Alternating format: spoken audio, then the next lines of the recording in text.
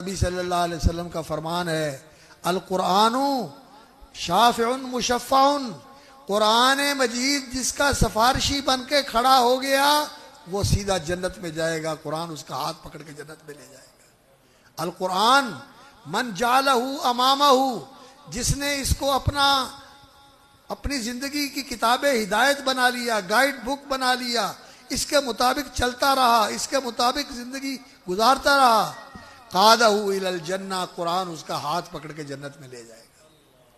कुरान उसका हाथ पकड़ के जन्नत में ले जाएगा।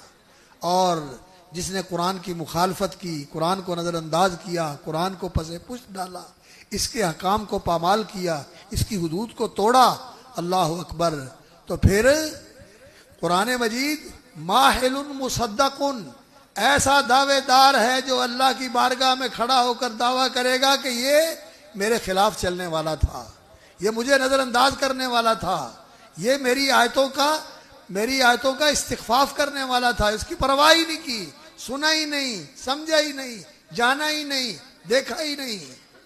तो फिर ये ऐसा दावेदार है कि फैसला कुरान के हक में हो जाएगा और जो सामने खड़ा है उसके खिलाफ अल्लाह की अदालत में डिग्री हो जाएगी। और कुरान जिसने इसको पसे पुष्ट डाल दिया, इसको इस अमल न किया, इसकी पैरवी न की, तो साक़हू इलन्नार, फिर कुरान हाँक के उसको जहन्नम में ले जाएगा और जहन्नम से निकलेगा भी नहीं वो।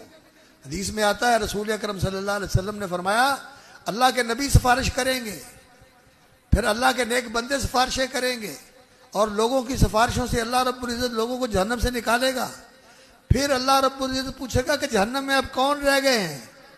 तो कहा जाएगा कि अब जहन्नम में वही रह गए हैं जिनके खिलाफ कुरान ने गवाही दी है। इसलिए मेरे भाइयों, इस कुरान से मोहब्बत करो, इस कुरान को अपनी ज़िंदगी का रहनुमा बनाओ, इस कुरान मजीद को तिलावत भी करो सवाब के लिए, ये इबादत है तिलावत करना, लेकिन कुरान समझो भी।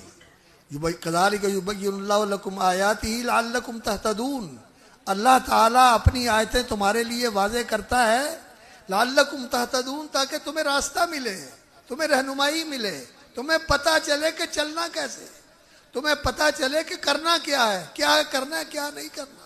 कुरान मजीद तुम्हारी हिदायत के लिए आया है, हुदल लिन्नास, ज़ालिक युबय्यिनुल्लाहु लकुम आयातिही लअल्लकुम ताक़िलून। अल्लाह रब्बुल इज़्ज़त इसी तरह अपनी आयतें बयान करते हैं ताकि तुम समझो, गौर करो। कज़ालिक युबय्यिनुल्लाहु लकुमुल आयाति लअल्लकुम ततफ़क्करून, इस पर गौर व फिक्र करो, लियदब्बरू आयाति, इस पर तदब्बुर करो। कुरान समझने के लिए आया था।